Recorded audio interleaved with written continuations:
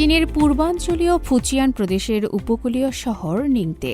এখানকার সিয়াপো কাউন্টির সিইউ গ্রামের বিস্তীর্ণ জলাভূমিতে এখন চলছে রেজর ক্লাম সংগ্রহের ব্যস্ততা।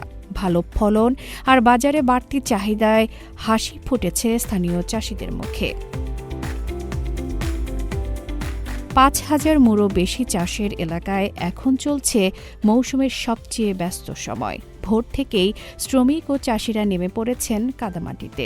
অভিজ্ঞ একজন চাষি মাত্র ১ মিনিটেই প্রায় আধা কেজি রেজর ক্লাম সংগ্রহ করতে পারেন।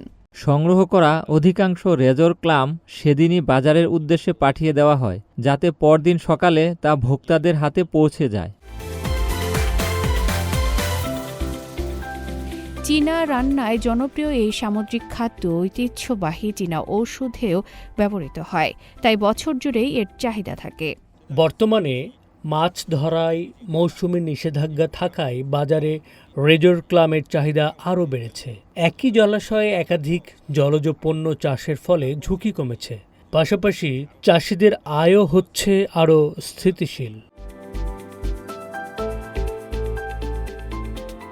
স্থানীয় প্রশাসনের আশা এ খাত থেকে বার্ষিক প্রায় ২০ কোটি ইউয়ান উৎপাদন মূল্য অর্জিত হবে, যা উপকূলীয় অর্থনীতিকে আরও শক্তিশালী করবে।